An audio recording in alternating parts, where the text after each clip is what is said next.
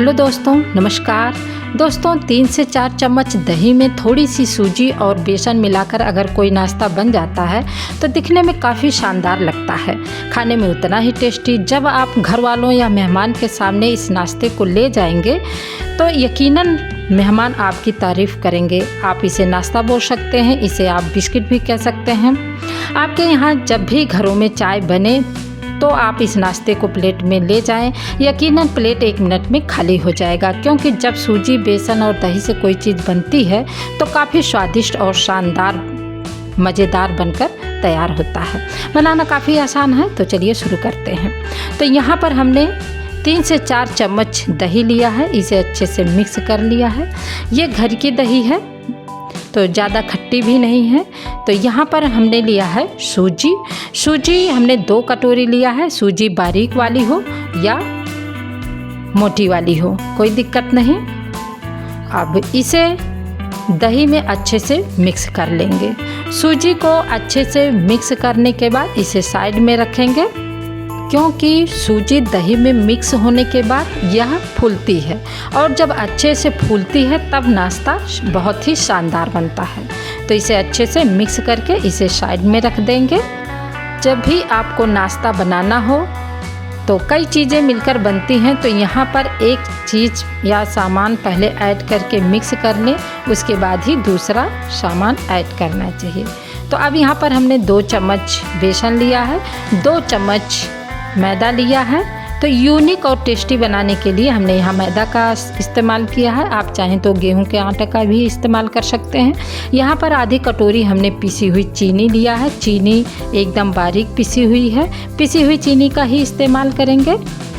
और यहाँ पर 2 चम्मच हमने घी ऐड किया है। आप चाहें तो घी भी ऐड कर सकते हैं, या तो आप कुकिंग ऑयल का भी इस्तेमाल कर सकते हैं। तो यहाँ पर हमने 1 चुटकी नमक, 1/4 चम्मच हमने यहाँ पर बेकिंग पाउडर ऐड किया है। तो इसका भी आप बहुत सोच समझ कर कीजिएगा, क्योंकि अगर बेकिंग पाउडर या बेकिंग सोडा आप मिला रहे हैं तो सोच समझ कर करिएगा, ज़्यादा नहीं, क्योंकि अगर ज़्यादा कर देंगे तो ये तेल में जाके बिखर जाएंगे। तो सोच समझ कर इसे ऐड करिएगा। अब यहाँ सभी चीज़ों को पहले हमने चम्मच से मिक्स किया, अब हमने यहाँ पर हाथों से इसे मिक्स करेंगे, क्योंकि हाथों से बहुत ही अच्छे से ये मिक्स हो जाते हैं। तो यहाँ पर पहले मिक्स करके ये देखेंगे कि इसमें अच्छे से परफेक्ट डो लग सकता है कि नहीं। यदि इसमें थोड़ा बहुत पानी की ज़रूरत होगी तो यहाँ पर 2 से 4 चम्मच हमने पानी का भी इस्तेमाल कर सकते हैं। तो देख सकते हैं इसे अच्छे से हमने मिक्स कर लिया है। तो अभी हल्का से ये भुरभुरा है, तो यहाँ पर हमने पानी लिया है। तो यहाँ पर हमने 2 से 4 चम्मच पानी ऐड किया है, देख सकते हैं एकदम आपके सामने है। तो बस इतना ही हमने पानी इसमें ऐड किया है, और इसका एक टाइट डो लगाकर तैयार करेंगे। तो हमने यहाँ पर एक परफेक्ट डो लगा लिया है। अगर आपको लगता है कि डो हल्का फुल्का गीला है तो यहाँ पर 2 चम्मच बेसन या मैदा मिक्स करके परफेक्ट डो लगा सकते हैं, और ढक कर छोड़ देंगे आधे घंटे के लिए। तो किसी कारण बस यह नाश्ता हमें 1 घंटे बाद बनाना पड़ा, तो उसका क्या फ़ायदा हुआ मैं आगे बताऊँगी। तो यहाँ पर हमने 2 चम्मच सफ़ेद तिल ऐड किया है। ये बिल्कुल ऑप्शनल है, अगर आपके पास हो तो ज़रूर ऐड कीजिएगा, क्योंकि खाने में भी और दिखने में भी खूबसूरत और टेस्टी लगता है। तो इसे मैंने 2 भागों में बांट लिया है, और एक को हमने साइड में ढककर रख दिया है, दूसरे को हमने लंबे में कुछ इस तरह से इसे चिपटा करके और इसे बेल लेंगे।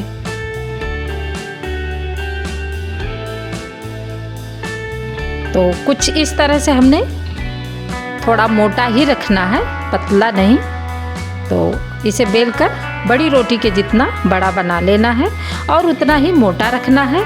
अब इस नाश्ते को काट लेना है, तो आप चाहें तो 1-1 चम्मच लेके गोल शेप भी दे सकते हैं, या किसी कटर से काट सकते हैं। तो मैंने यहाँ पर इसे चौकोर में काटा है।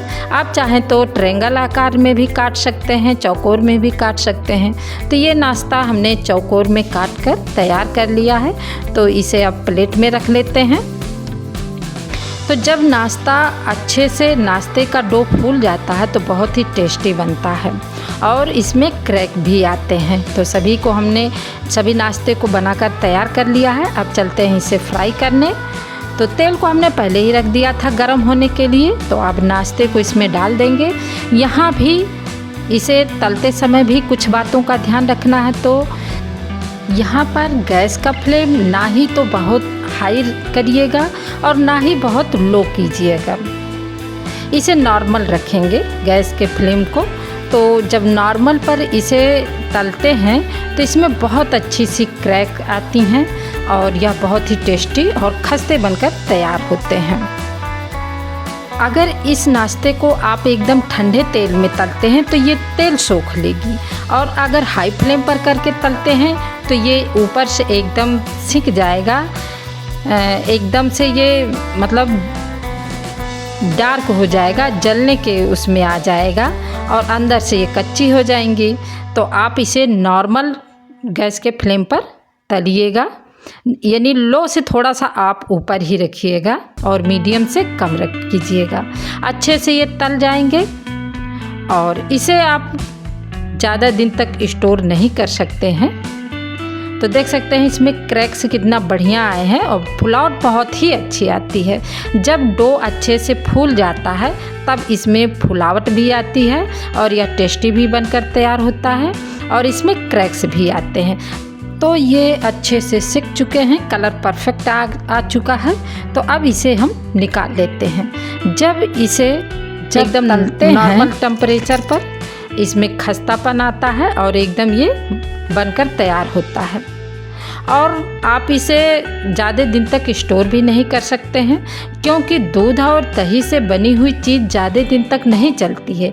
बस आप इसे बनाइए और खाइएगा 2 से 4 दिन तक, बस इससे ज़्यादा नहीं, क्योंकि ये दही से बनी या दूध से बनी हुई चीज़ ज़्यादा दिन नहीं चलती है। अब इसे आप सर्व करें, चाय के साथ सर्व करें, आप घर वालों के सामने, आप मेहमानों के सामने इसे पेश करें। बहुत ही